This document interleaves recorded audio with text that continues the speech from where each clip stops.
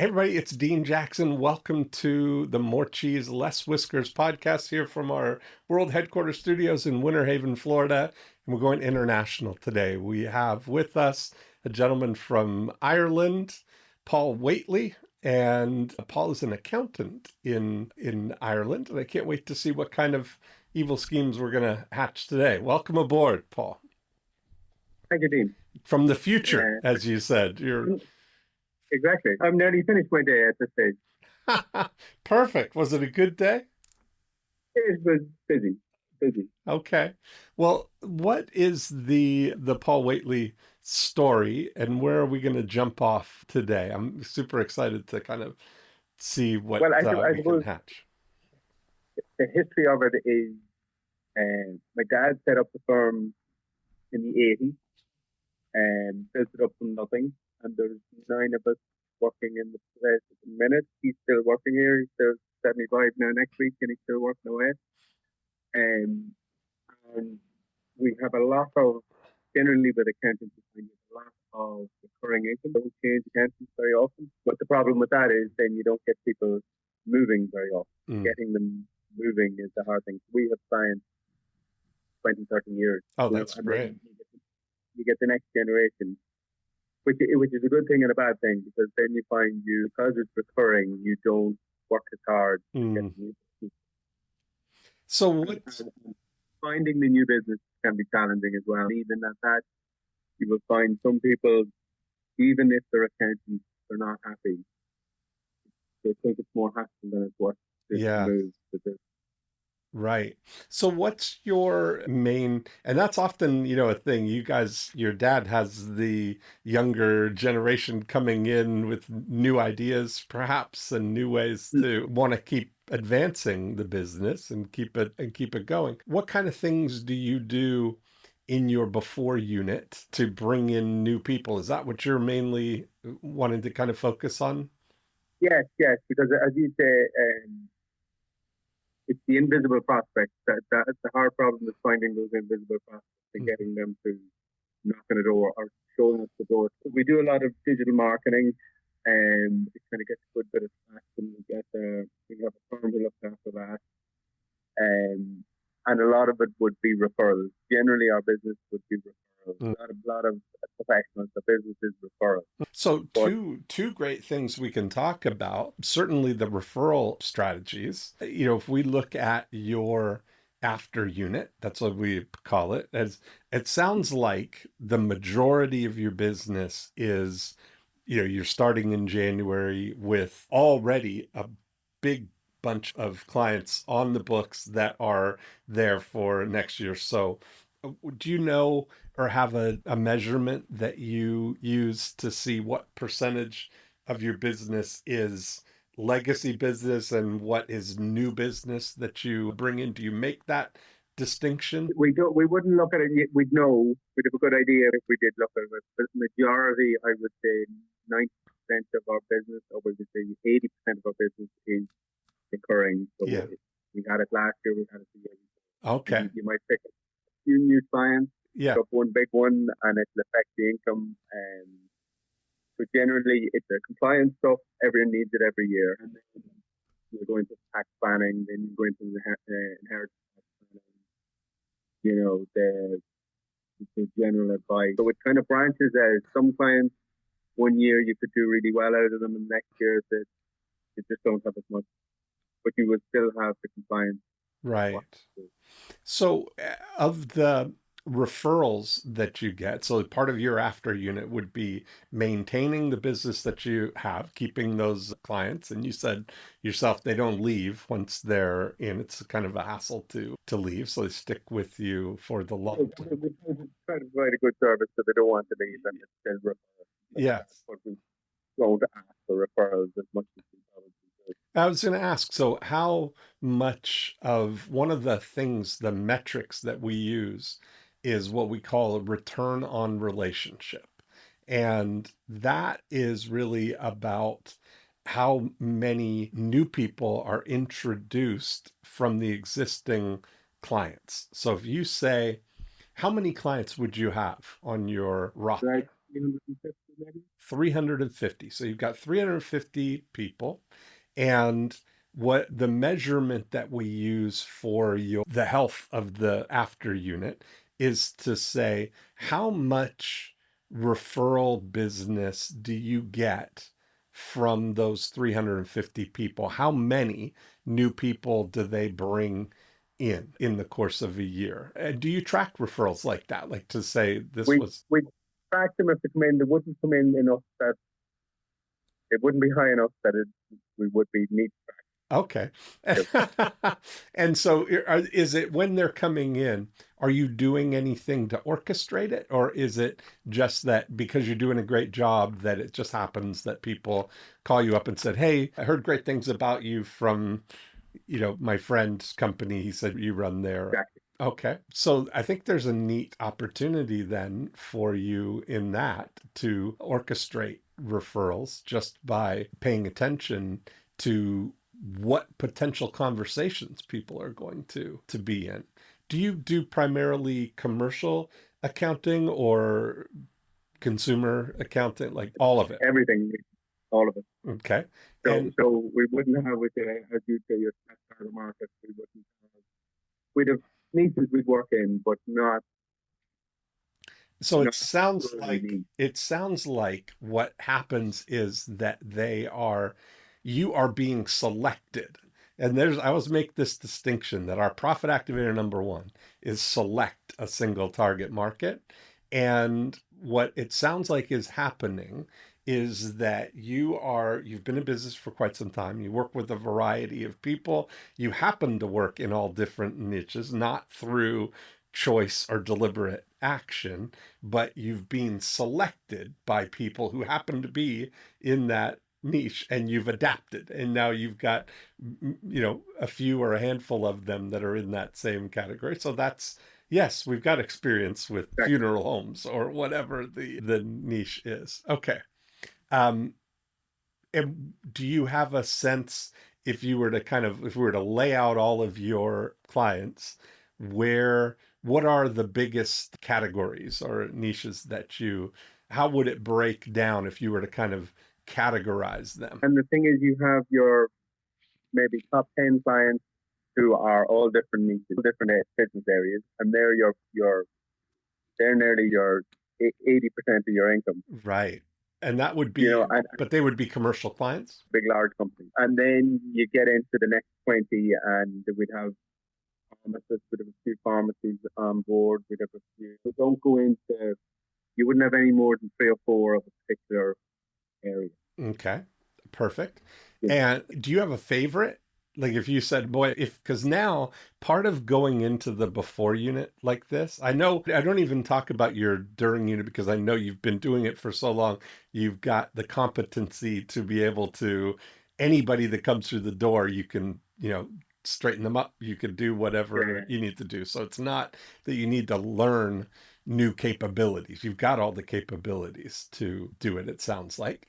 So in the before unit, the great thing that we get to do is do the selecting, not wait to be selected. So we can say we in the before unit are going to go out and we're going to we're going to select this particular segment of the market, this particular target audience. So if I asked you, what would be your dream client? What would be a dream come true for you if I said we could bring this, if you could get this type of client, what would it be? What's your favorite? I don't know. I thought about that, and a lot of it is not necessarily the business of people. Yeah, okay. You know, you want a business obviously profitable. You want Yeah. them to be with a growth mindset. They're willing to take advice. There's always clients that can give advice and won't follow it. So it's more the people than the business. That they want to grow, that they want to Mm-hmm. develop, that they want to take advice, that they're not in an area that is or a market, Mm-hmm. and they're nice. Well, exactly. And so have you taken some of your clients and grown with them, that you started out at a certain level and then their business has grown and you've remained the accountant and the value of the client has grown? Or are Yeah, you taking over yeah. from an incumbent and Well, I suppose the incumbent is my dad, okay, no, but okay, yeah, yeah. but yeah, there's a lot of clients who have grown with us, and we've Yeah. grown with them. Uh-huh. And there's some particularly 0708, they had big problems, and now some of the biggest clients with the guys had biggest problems, and between debt write off and growing their business, and they're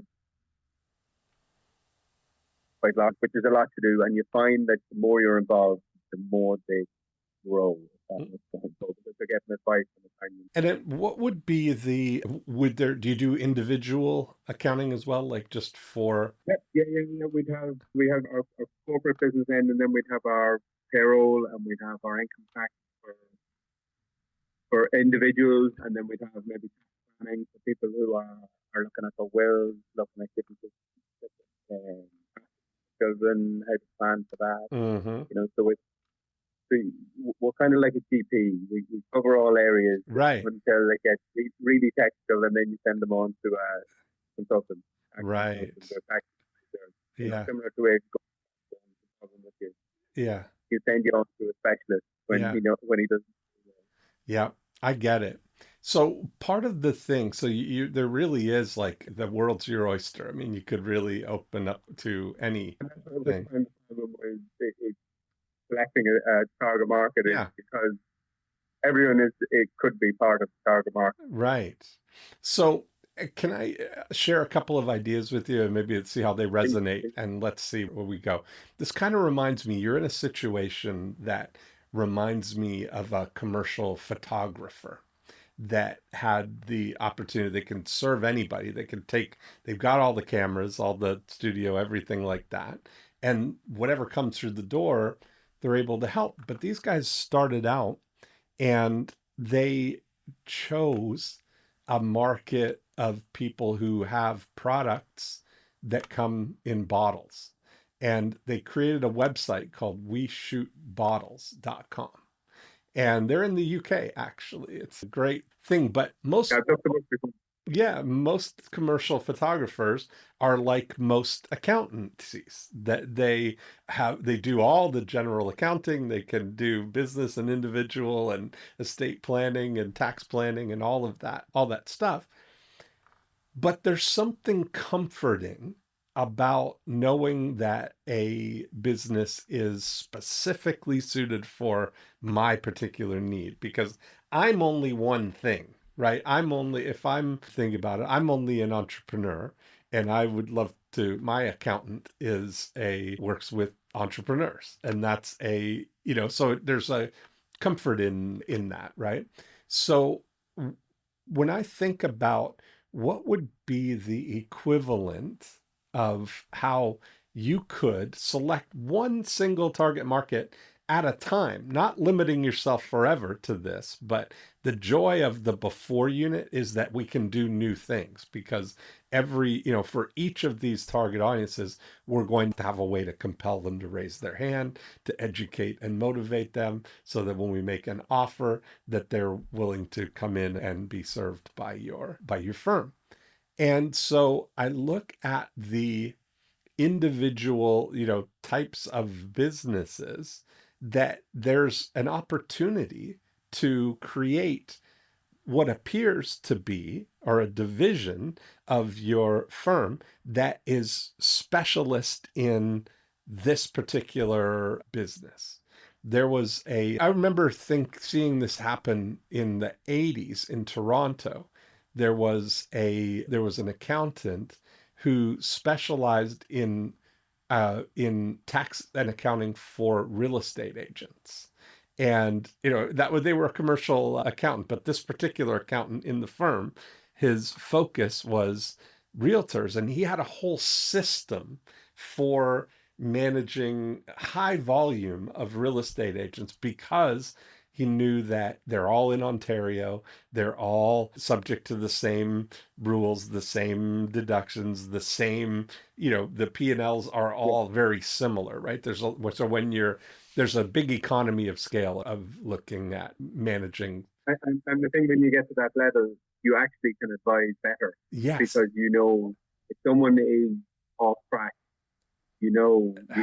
from the other 10 clients you That's have that. exactly it. You've got the comparison. How much should you be spending on this? Or wow, that looks out, that's an outlier in all of the things, right? So he had a system where every month they would send you an envelope, a big envelope, and in the envelope was a smaller envelope and your reports, but the idea was that you would save all your receipts, everything into and put them in the envelope and mail them to them once a month. And every month they would create the financials for you. They keep everything up to date, tell you when you're on track or help with the planning for the year. And it was just such a no brainer because he would come to real estate offices and do a presentation on tax saving tips for real estate agents. And it was nobody else was focused that specifically, even though any accountant could have shared those things. He took the time to put that together there, right? So I look at it, and I've often thought that if I were going to be an accountant, that I would take those niches like that and break it into create a beginning because they're visible prospects. You can get a list of all of the estate agents. You get a list of all the funeral homes, all the for their whatever niche you can imagine, nurses, any of that, and have a systematic way to get them to raise their hand with maybe a book on tax tips for real estate for estate agent. That you start to look at in the aggregate how many estate agents would there be, or how many, what would be some of the top like categories that might come to your mind that would be Well, one of the ones we were looking at with the guys who look after our digital marketing was hairdressers and beauticians perfect. because there's loads of them, Yes, exactly. Yeah, and and they're recession proof, and they always have recurring income, yes, and they don't want anything to do with doing their own work or doing like that. And they have a exactly. lot of employees. Yes. And so you look at that. So with the payroll tax, with all of the Yeah, unique things that go into that, setting up a system, that's how it starts really, is you begin with this question of what would be a dream come true if you had all the hairstylists and estheticians in Ireland. Do you work exclusively in Ireland or all over the yeah, UK? Or yeah, yeah, yeah. Yeah. Just, so that's it's fantastic. in a bit in Northern Ireland, a bit, not really. Right. Got it. So it's a, confined area. What's the population of Ireland now? Just gone over 5 million. Okay. But So it's there's, quite small.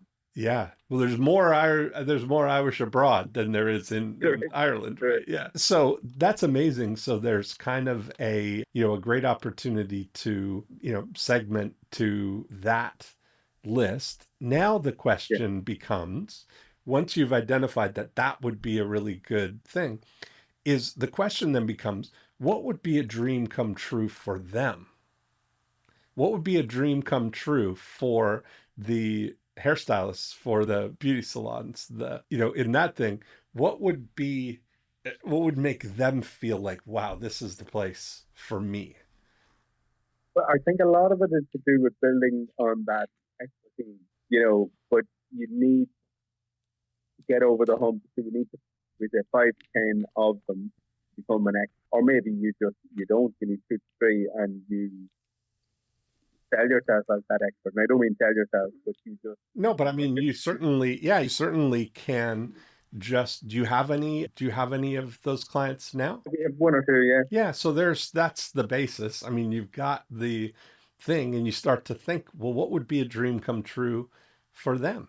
And I mean, you go all the way down to, imagine if you take to the most complete support that you could imagine, if you become kind of like where there's a, it's tough to see the division between your firm and their, their accounting department or their finance department.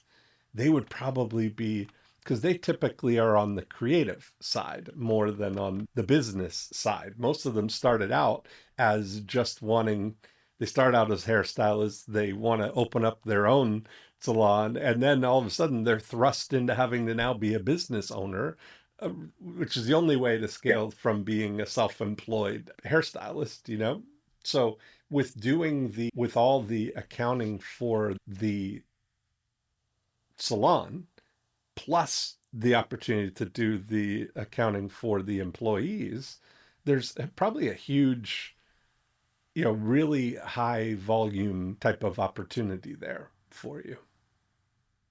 There is, because when you think of it, so we're about an hour north, 20 minutes, two quite large towns, but that kind of east coast we're on, you have two of the largest towns in Dublin, all within, we have a million people within So great. an hour. Yeah, that's fantastic, right? Yeah. And when we were originally discussing this, um, the digital marketing company we use, they deal a lot with hairdressers, and there's no one to actually target hairdressers. Right. Themselves. Yeah. So I think that's so pretty, I think that's pretty uh, exciting then. That's a pretty exciting opportunity.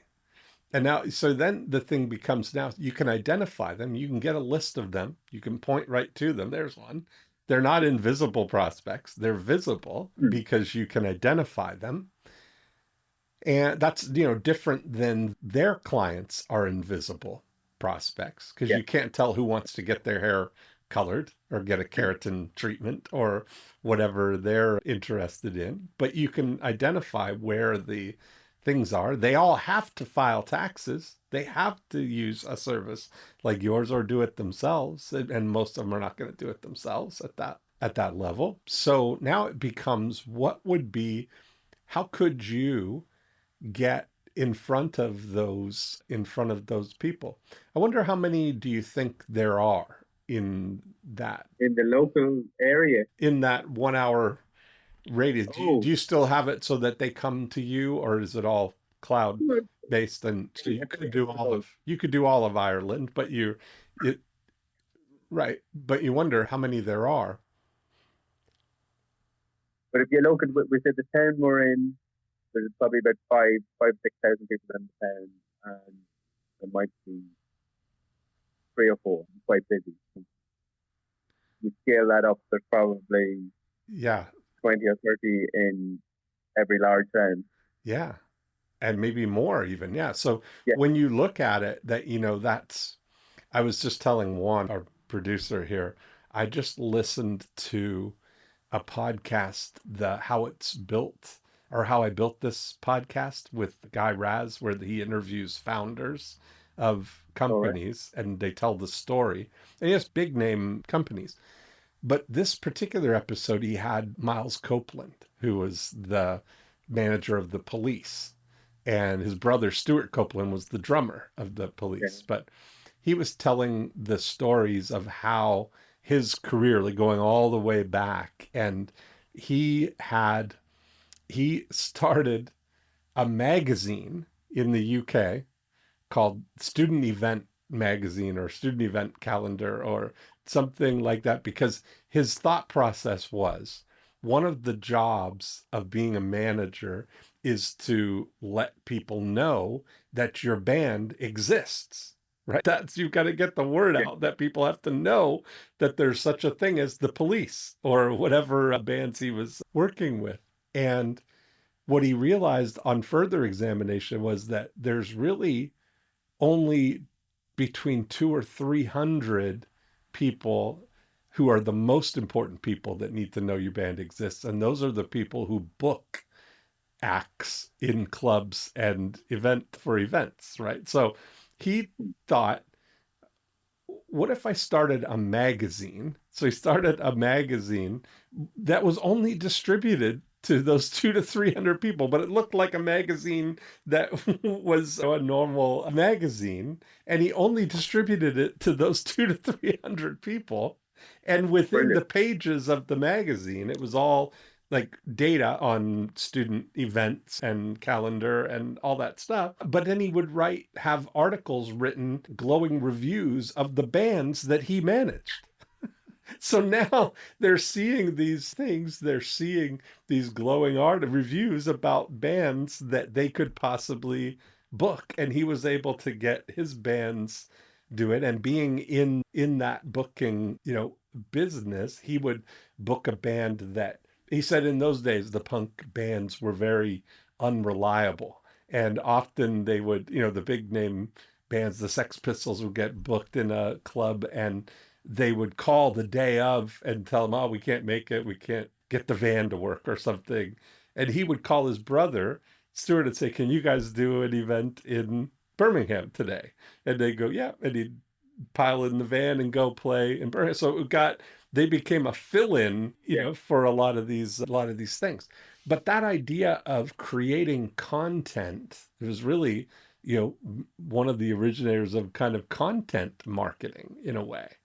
And so I Yeah. think about that for you here. If you think about that, let's say there's 300 to 500, beauty salons in Ireland or in the populous Hmm. area there, and there may be more if there's five in your 5,000 Yeah. Yeah. Yeah. Yeah. town thing. I mean, Very if you cool. take that's 200 fold. That's you got. If you take 1 million people, that's 200 of your 5,000 population there, right? 20 times would be 100,000. 200 would be 1 million.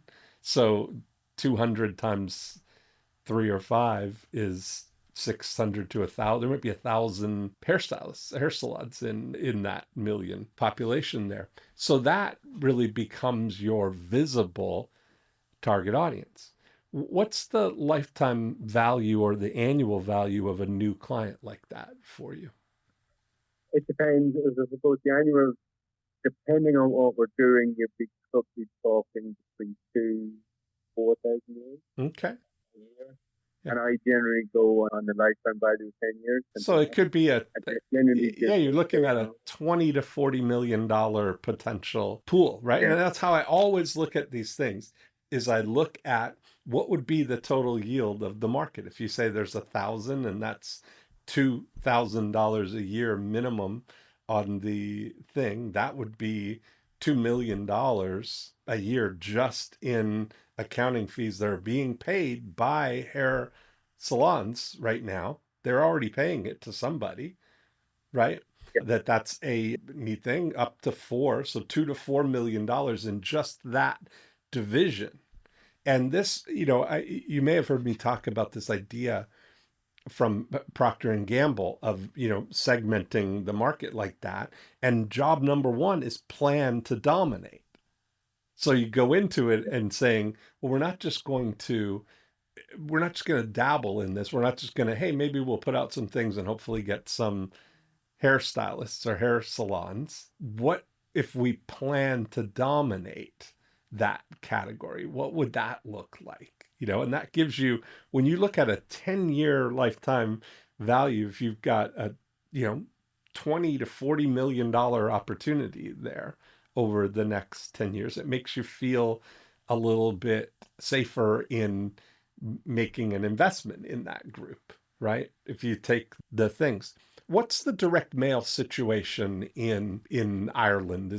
How's the mail service? Do people use mail as a all the things to outreach? do, it would be, it's similar to everywhere else, Yeah. you know, but people still don't get, unless it's a bill, or you'll get a wee bit of direct mail in the post, but nothing with any substance, shall we say, or Hmm. directed exactly at someone who obviously hasn't looked for, you know, same with every else, you get loads of stuff into your inbox, your email, but direct mail isn't as, and I do think it's an area that if everyone's going towards email and internet, and digital, sending out a big package or, years Well, ago, that's part of the thing. Yeah. Sorry. Go ahead.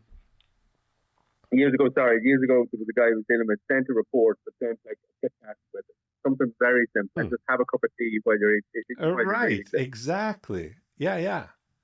And so I You know, like this idea of, taking those, because if the whole universe of them is 1,000, that there's 1,000 of this, maybe 500, 500 to 1,000.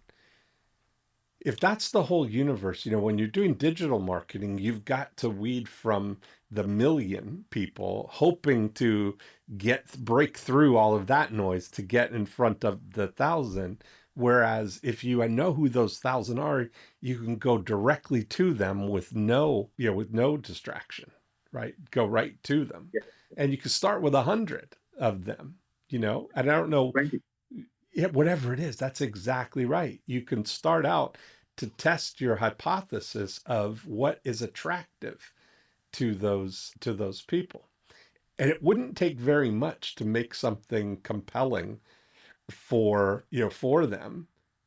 But how do you make a compelling offer Well, rather than the convincing argument? that's exactly right. So when you think, what do you know about accounting for these beauty salons? What do you know in all the experience that you've had with them so far? In reality, it's the same as every other business owner. Right.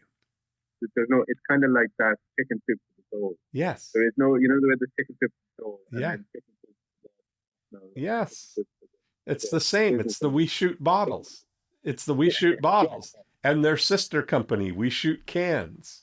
I yeah, mean, it's the same thing. It's like, so that's what I was saying about 80% of this is the same. If we can just wrap it in a way that it is compelling for hair salons, that's a amazing thing. Now, even if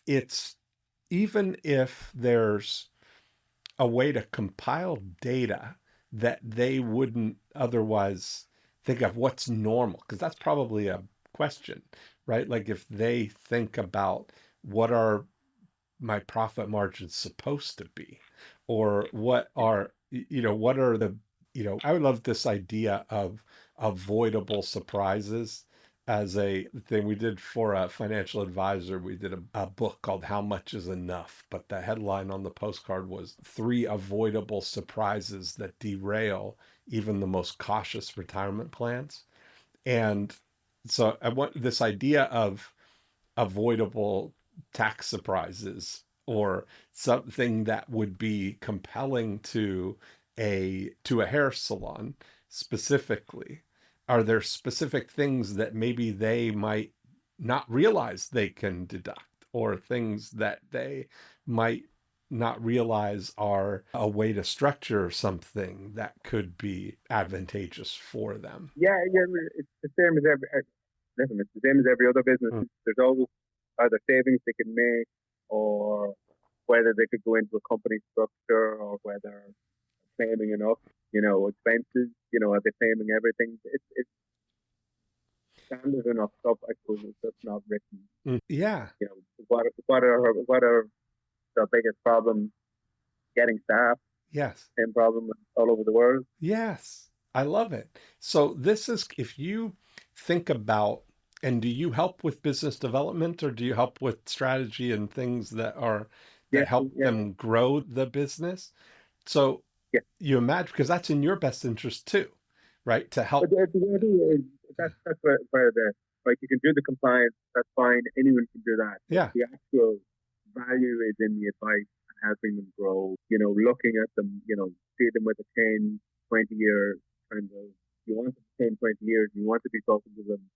If they're only starting out now. Well, talking about retirement planning 20 years in advance, and, Right. and getting them thinking about things, getting them Yes. thinking about,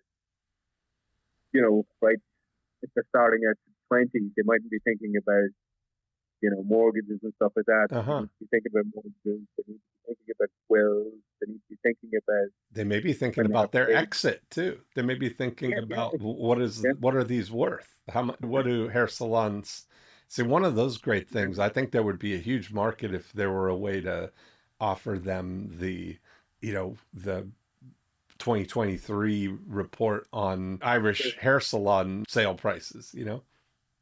there's Nick in Ireland anyway, and he writes this book every year, Farmer's Handbook, and he just takes all the stuff. It's similar to what you'd be saying. He takes all the things that would be relevant to farmers, and it's and he charges for it. He doesn't give it away for free. It's €20, and he has accountancy buy. He has his, he has his opposition buying it. He nearly has a separate business there, but then that goes, all the farmers buy it every year. And I was thinking doing something similar for it's done. And you're right, you have to update it every year. Once you do it once, it's done. The problem is doing it once. Take a while. Yeah. And now, so then it becomes now, yeah, but doing it once with an eye to that it's Yes, evergreen, that it's obviously. you're in this for Yeah. 10 years plus, and your plan is to dominate that category. That's pretty exciting when you start to think that way, realizing that we're talking about a $20 million opportunity, Yeah. in that regard. So I look at it and think, okay, so I mentioned what would be a dream come true for them. How could you totally, I often say to people, the way to get through this is what could you do for a hair salon if they would just get out of the way and let you do? If you were, I've been using Jordan Peterson's rule of, he has a rule in his 12 rules for life that treat yourself like someone you're responsible for helping. And I've been transferring that to our prospect candidates, right? And imagine if we treated our prospects like someone we're responsible for helping. And so if I said to you, like, what would happen if you were responsible to take over the whole, to get the best financial outcome for a hairstylist or hair salon owner? What would that And entail? I think a lot of it is do with both confidence for them, I'd say, and peace of mind. Financial A lot peace. of people, That's one of the things we use. and Yeah. it's both financial things, as well as that they don't want that letter from the revenue. Right. You know, And knowing saying that you if overpaid. that's handled, that your Yeah, audit protected, they're never going to see or have to deal with anything. We deal with the yeah, audit. We do. That's the way my accountant is. Like I've got my operations guy who we go over all the financials and everything, but our accountant does all the things. I don't have to worry about that. If anything, if we ever get audited, they'll interact and do the whole thing. So it's almost like that peace of mind knowing that everything's in order. Because yeah. if you're doing it yourself or if you're doing it internally or you're just, you don't have that sort of enveloped, financial. There, there, there's always that fear in the back of people's minds that is there something I can, Right. not worried about what they haven't done. Yes. Worried about they've claimed something wrong, and Yeah. that in 4 years' time you'll get a letter and it's a thought post. Yes. And so part of that is that's where this idea of avoidable surprises comes in. That might be if if you've seen, and I imagine the Irish equivalent of the IRS, what are they called? Revenue. Okay. So if revenue, I'm sure they publish like things that are case Yep. case law or case issues of this is how this hairstylist or hair salon was found guilty of this or they were charged with this. Having people, if you look at like the biggest avoidable surprises that they have, where do they go off track, to give people that sense of what's potentially lurking in their background, to give them a that peace of mind. And payroll, some of it is around not claiming enough expenses. Some of it is protecting them from themselves. That they're either taking cash when they shouldn't be taking cash, or Okay. you know, Do they have they're an just option in as a bit depending on how they organize things? One of the big debates here and in Canada is as a business owner to take salary or dividend. Is that an issue or a thing where people often have to Well, defend or go here, straight? a sole trader or a business owner, they're taxed on their profit. Yeah, So whatever the profit is that year. So that's where and then if they're a company, that's when they take salary. You'd always do salary rather than dividend. because So here you'd always you do pay the salary is taxed for payroll tax and those kind of things. So but profits or dividends are not taxed as payroll. They're taxed on. salary. But here we said the payroll tax. If it's a dividend, it's tax on your own tax. So you'll have to pay it either way. You have to Works pay out the same. tax, but you'd pay less, Yeah. right? Like you're of. No, Oh, here it works out the same. oh, it works out the same. Okay, great. All right. Yeah, yeah. So So that's you that's just not an pay. issue. Yeah.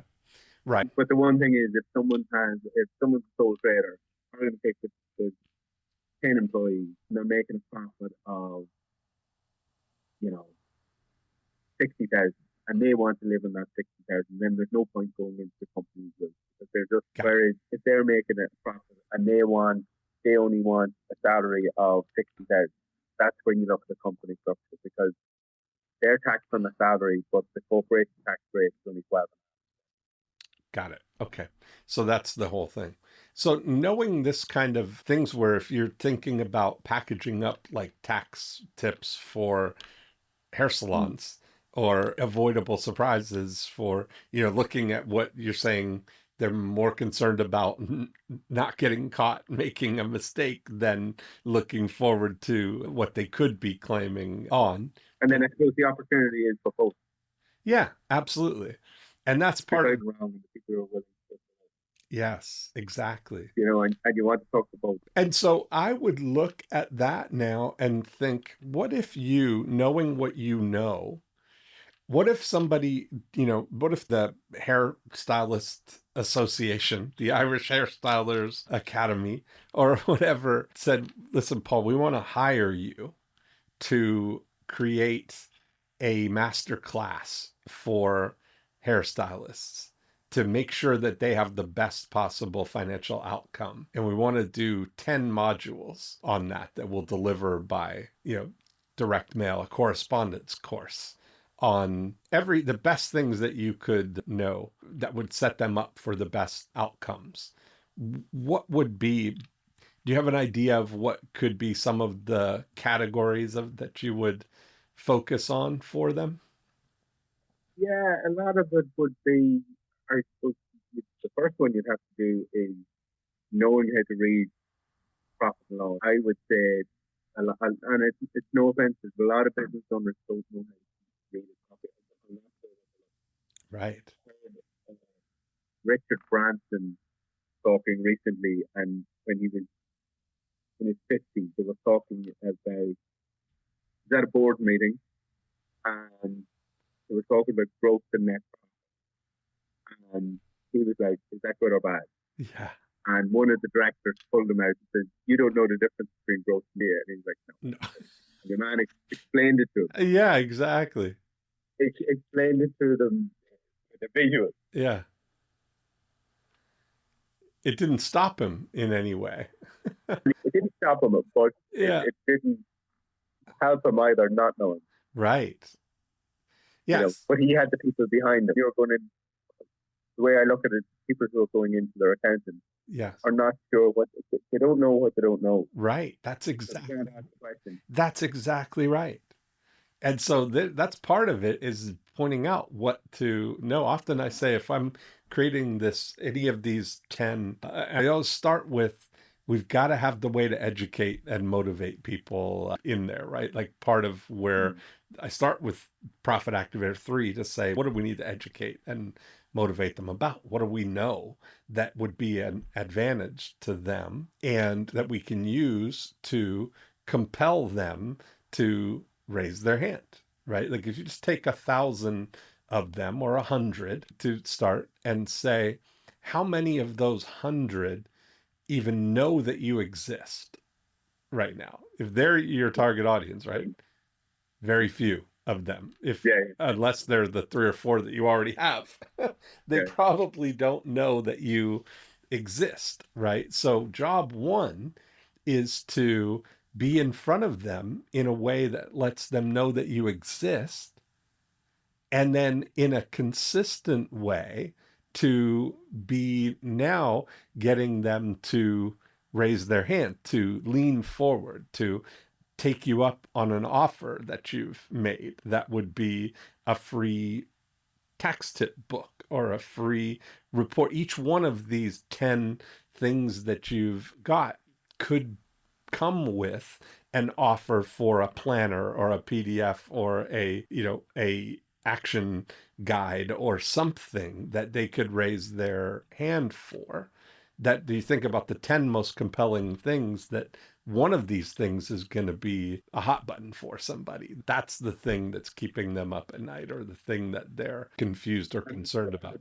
with the nature of our business, it's very relationship, it's very trust oriented. Yes. So it requires to build that. Yes. So that's why I say, like, if over the months, you're continuing to be in front of them, that after 3 months of, you've sent three valuable things with your picture, you're almost like creating the opportunity of creating a magazine for them in a way that, one of the biggest blessings that we have in the world right now is that you can send an entire magazine in a postcard with a QR code. So you can have the cover of the magazine with, here's what's in this month's, like, the Millionaire Hairstylist or whatever the magazine is. And it features, you've got feature articles and all inside, more inside, with a QR code to download the magazine. And we, the new technology now, we're doing this with postcards with digital variable QR codes. So we could You send can out track them. 100 and who opened it. You see, even if they don't opt in for anything, that Sally's salon opened this one. So you've got the attention of somebody, right? And that's on the way to know you, like you, trust you. The path, most people don't revere the leap from not knowing you to knowing you. That's kind of a big thing, because it's a simpler path to go from knowing you to liking you to trusting you. But to get Yes, them to at least acknowledge and know that you exist, or to pay attention to you, that's a big thing.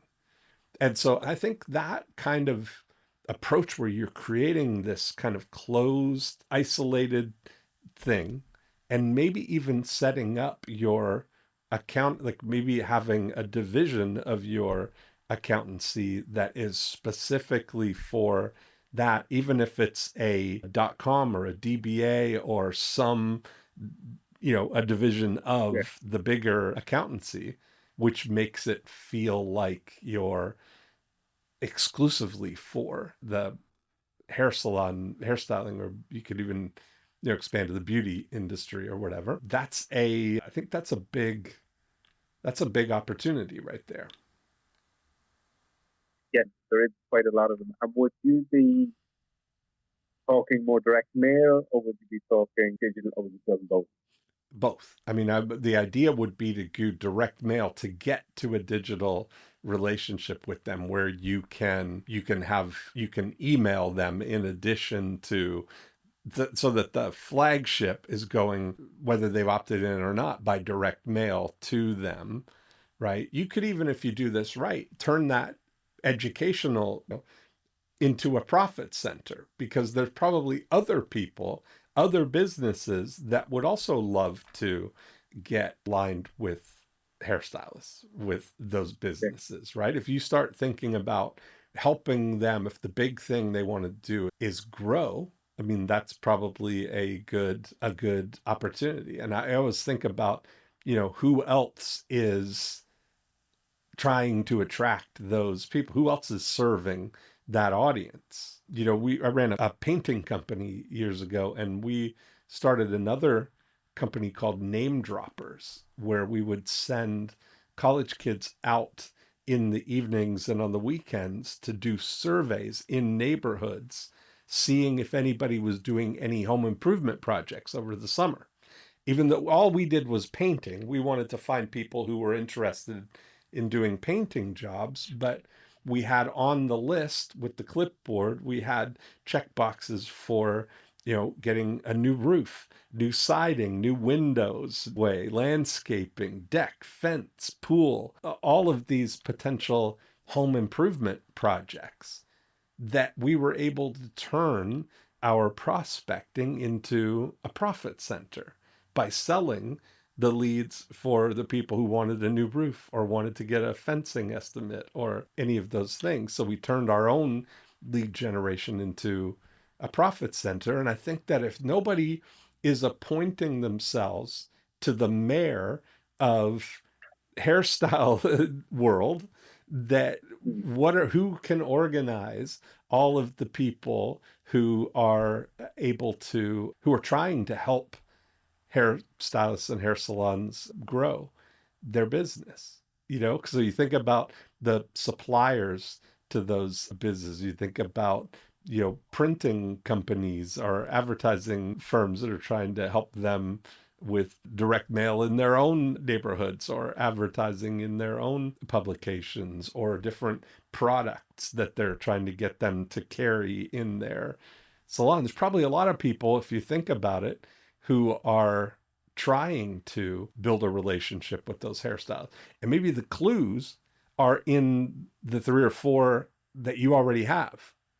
That maybe part of the expansion process for this division is to really kind of build a closer relationship with the ones that you already have, now that they know you, like you, trust you, to overserve them, to make them the prototype here, that you're leading ahead here by helping them really get the maximum best benefit that you could, that they're the most advantaged because of the relationship with you. Whether that's going all the way to creating the financials for them or integrating with their point of sale so that all the things come streamlined to you, that the books are in perfect order all the time, not just we got to gather it all together and weed through it at tax time. Imagine if from day one everything is completely streamlined and organized and you're essentially their, accounting department, their finance department. That's kind of a neat opportunity. And the thing with the way kind of cloud accounting programs and stuff work, it's not as much work as it used to be. A lot of that stuff can be right. That's the thing. From the cloud, you can integrate with their system, have it all directly fed into, your system to manage everything in a secure cloud environment. Yeah, they don't need to bring the paper receipts of everything, the ledger, like probably when your dad started the company with the handwritten ledgers, I mean, that's the farmers coming in with a black bag. right, exactly. Yeah. And that still happens. I bet. Well, I think there's so much opportunity there. What landed for you, or what do you see as the path forward So on that? a lot of that stuff was kind of in my head. It's more thinking of it in a grander scale, thinking of it as an investment rather than as a cost. Right. And look at, like, if we're going to get 100, potential income is X, why wouldn't we spend 10, 15,000 on, not more, on creating something really good? That's exactly right. And that's the way to think. Is I would look at what would you consider dominate. I wouldn't be happy if we didn't have 10% of the market. That it would be, and I think that's a good way to look at it, as that's base camp 1 kind of thing. But to be a point where this is one of the things about that Procter and Gamble, and I'd recommend actually that book, the P&G 99, as a good way to think about it, because the whole thought behind planning to dominate is that the number one in a brand has a premium. there's about a 28% market premium in being the leading brand in a category. So if you're the undisputed leader in hairstylist or hair salon accountancies, that's it comes with going to get business just because people make the safe choice of going with the leader, that there's no other. There's also the Harvey McKay always talks about it. Yeah, sometimes you need to be happy to be number two. Aha, right. You might, you know, you might never get to, because it could be a relationship there that's Yes. going on, Yes. whatever it is. But if you're number two, be happy with number two, because if something happens in that relationship Yes. with you're number two in line. Yes, that's it. So if you're not number one, if you're not, you've got as many of them, and it doesn't sound like anybody is taking this approach in Ireland with as far as the hair salon accountancy, that So, they're not that I know. it's wide open fields for you Mm. potentially there to be their accountant or to be the solid number two in case something happens with the existing or incumbent relationship that they have. That's where you go next. Would you be talking about a book, or just, I don't mean or just, creating a book as an initial start, or building with your 10 times? I think I would take your 10 thoughts and both. So you would take your 10 thoughts, but collectively they would be a book. Like if you start thinking about what would be the best way for an overriding, formula for that category. I do a lot of work with real estate agents. And so I've created something called the listing agent lifestyle. And that includes 8 elements that go into that. There's 5 business elements that are, if you're going to have this listing agent lifestyle, you got to have a system for getting listings. You got to have a system for multiplying the listings that you get. You've got to have a system for getting referrals, a system for finding buyers, and a system for converting leads. And all of those have metrics and strategies that go along with them.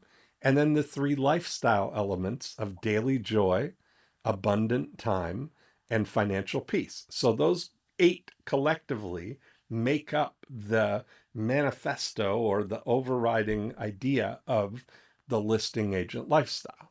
So we're building a community of real estate agents that are all attracted to this idea of installing the listing agent lifestyle in their business. So if I were looking at the hairstylist, I'd be looking at the same kind of thing. What makes a successful outcome for a hair salon, right? Is what's the equivalent of getting listings, actually getting new clients and multiplying the clients that you have and getting referrals and tax advantages and all of those. I find sometimes with hairdressers, it's not more clients, Right, so exactly.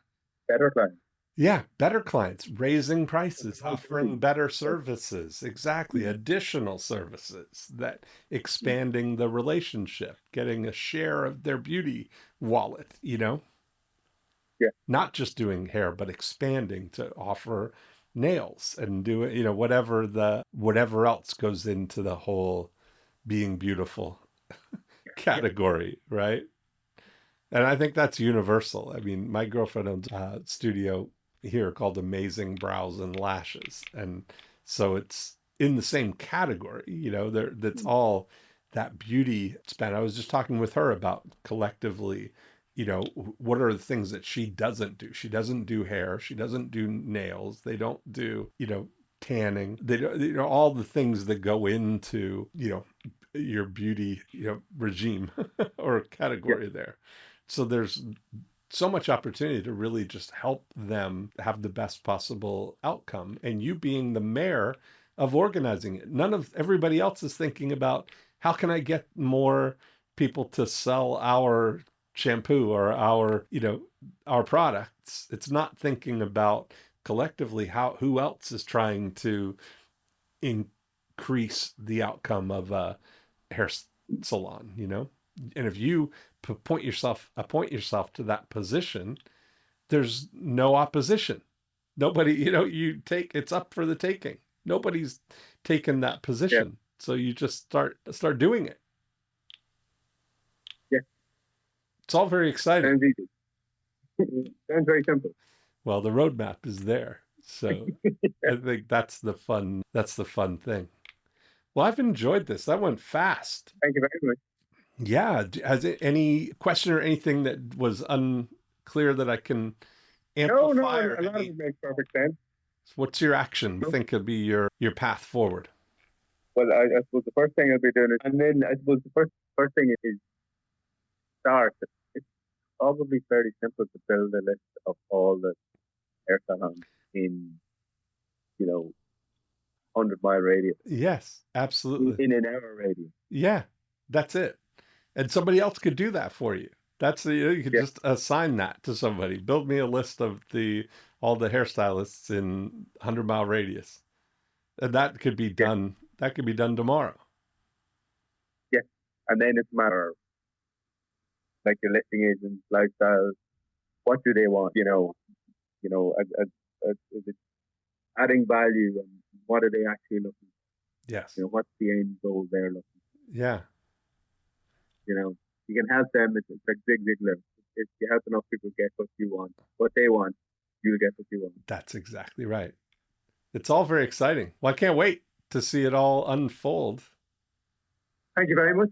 Yeah. That was great. Yeah, it's been a lot of fun. Just on another note, I got Andre Norman's book in the post yesterday. Oh, did you? Great. Yeah, your podcast with him is very good. Yeah, he's Very interesting. fantastic. He's fantastic. I love Andre. Yes. Yeah, yeah. Awesome. Well, thanks so much. Thank you very much. Have a great day. You too, Paul.